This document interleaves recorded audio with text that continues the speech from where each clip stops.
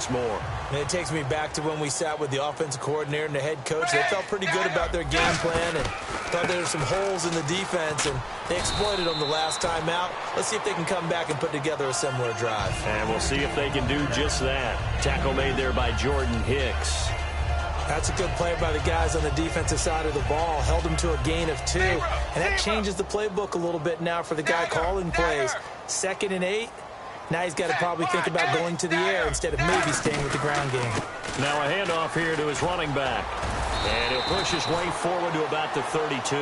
That's going to be a 6-yard gain. It leaves him with 3rd down and just a yard to go. You know how we get focused at end of the half and into the game situations about how much time's on the board and, you know, what you need to do?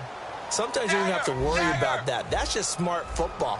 You know, that kind of a lead, staying in bounds, it burns clock, even in a situation that we're not really focused on it. On the run, he'll let it go deep, right sideline. Jarvis Landry, the intended receiver, and that's going to bring up a 4th down. But they're certainly being aggressive here. It's like being a sprinter in a 100-meter dash, exploding out of the blocks, trying to push the ball downfield. Guaranteed this defense better be on their toes. They're going to be tested all game. And how about this one now? In their own territory, a gutsy call. They're going to go for this on 4th and a yard. Now they'll run it on the toss. So certainly an interesting call there to go for it. And the Eagles are going to take over in great field position. The Eagles offense now gets set to head back onto the field. And following the interception, just any interception, are you a little bit more cautious when you start that next drive, or no, you just throw that out the window? I think you are. I don't think that there's any way you can run back out there and go, totally didn't affect me. Let's just go ahead and be loose with the football again. You're going to take care of it, but you have to be careful about being too cautious because now you can't run any offense at all. Still want to attack. We'll see how they attack him here. No gain on the play. It'll be 2nd down. No gain on that run, and while the team is down, there's still time to come back and win the football game. If I'm the offensive coordinator, though, I've got to think about moving at a faster pace and maybe opening things up a little bit and throwing it a little bit more. Now Bradford. Ertz has it left side. 6 yards on the pickup, and that'll make it 3rd down. When you execute a drag or a crossing route really well and give them a chance to let it develop a little bit, you can gain some significant yardage hitting your tight end on that one. Here's Sproles. And he'll be a couple yards shy of the red zone here at the 22-yard line. I guess they figure they got to start taking some chances. Here's a big one in this 3rd quarter as he'll go for it on 4th down. They're going to run. It's Sproles. He only needed a few inches, but they stop him behind the line. And the Dolphins' defense is able to hold. The Dolphins' offense now working their way back onto the field. And last time, went for it on 4th, didn't get it. We'll see if they can pick themselves up off the mat and do better this go-around. Sometimes I have this vision of coaches writing notes to themselves before a game. And sometimes that note says, be aggressive, stay aggressive. Maybe that's what we saw in the last possession. Yeah, they were very aggressive. This time, will it result in points? We'll find out. Whenever we meet with coaches and they always talk about wanting to establish running the football, it's oftentimes with a good tight end who can control the line of scrimmage and the point of attack, and then becoming harder to find because the colleges are giving us a whole lot of receiving tight ends, former wide receivers who can run, not necessarily block very well. In this case, though, we saw 2 tight ends on the field, both of them with the ability to block, and they ran the ball successfully behind that power set.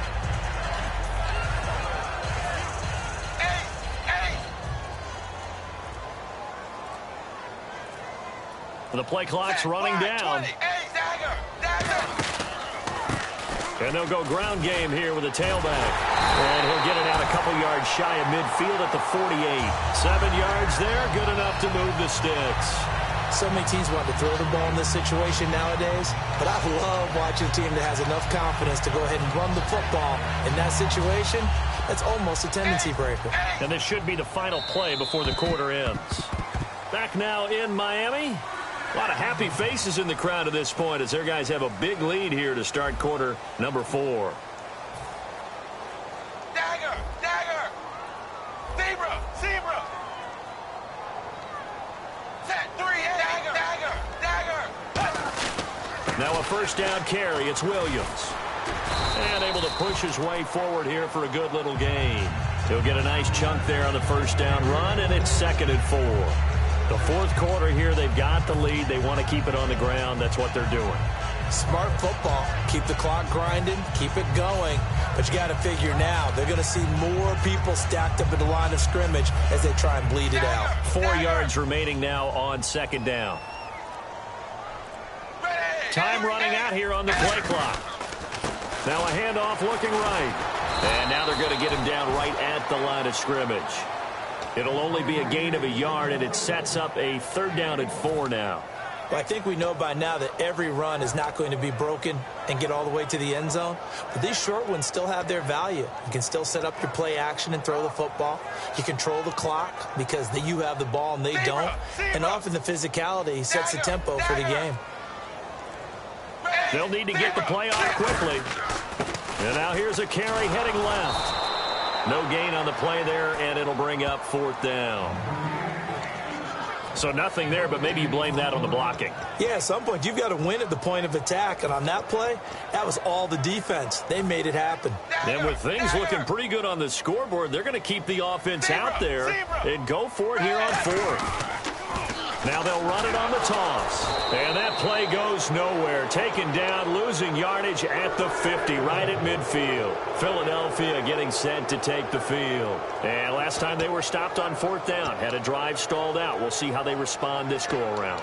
I'm eager to see what their mindset is because moving the ball, feeling good, and then that abrupt stop on 4th down. Do they go back to the bench and go, oh, boy, they've got something for us? Or do they go to the bench and say, we blew it ourselves. Let's get back out there and move the ball. The Dolphins get there this time, and they bring him down. Earl Mitchell in there to drop him, and it'll be a loss of about 8. Okay, was it a breakdown in protection? Did the running back not pick him up?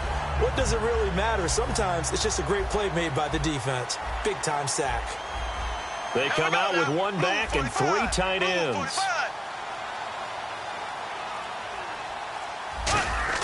Now a 2nd down throw for Bradford.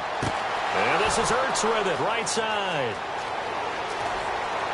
And he'll be marked down deep into Miami territory. A big play there for Philly. 52 yards. Here comes the D swarming to the line.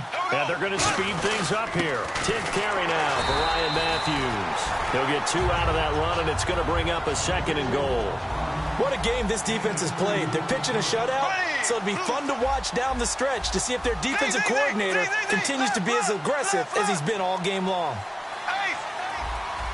And they'll try to save the timeouts to use on defense if need be as he runs up and spikes it.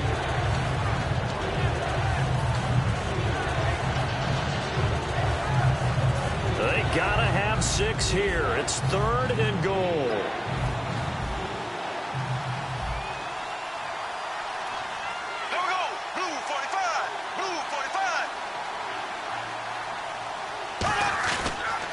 They'll run it with Sproles.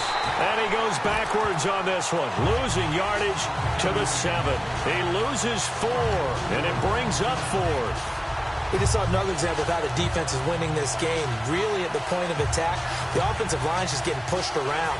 I think now as a play caller, you've got to give them a little bit of help. Maybe keep your tight ends a little bit more. Maybe the running backs help you a little bit with the pass blocking. But you've got to help them get some confidence because you can't abandon the play calling right now. Here's Bradford, and it is incomplete. They can't hook up here on the 4th down pass attempt, and the Dolphins' defense is able to hold. So now here come the Dolphins. And a drive that stalled out last time. Went for it on 4th, didn't get it. How does that translate here? I would imagine momentum's with the defense. Definitely with the defense, because anytime anyone goes for it on 4th down, that's telling you as a defense that you can't stop us. We don't think that you can. And when you actually do, that may put a little dent in the confidence of the offense the next time they hit the field. Yeah, we'll see if they can bring that pride, the offense, this go-around. Time for a break. We'll come back and wrap up garbage time after this.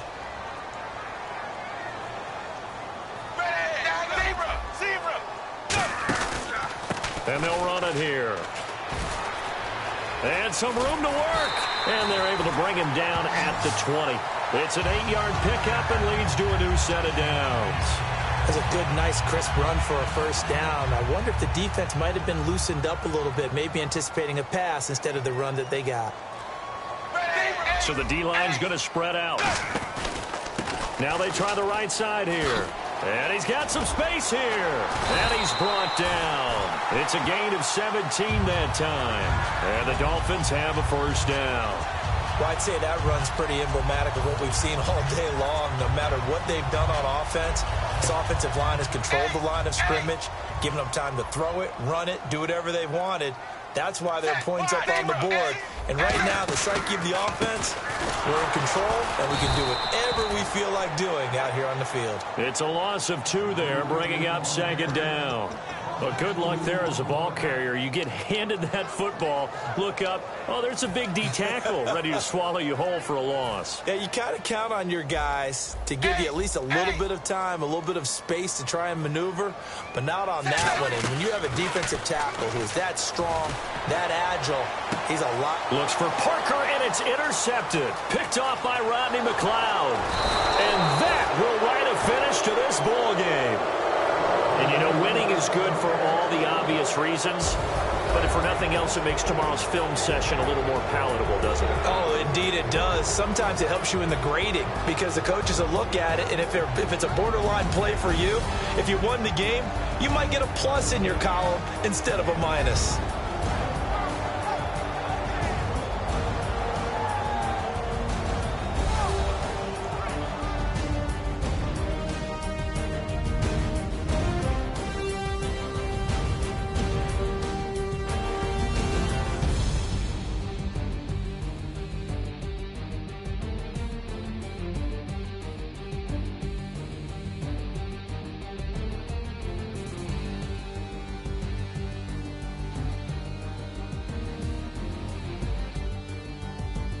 So that'll just about do it for Charles Davis. I'm Brandon Gaudin. You've been watching the NFL on EA Sports. For more, log on to easports.com. The Dolphins are winners here as we say so long from South Florida.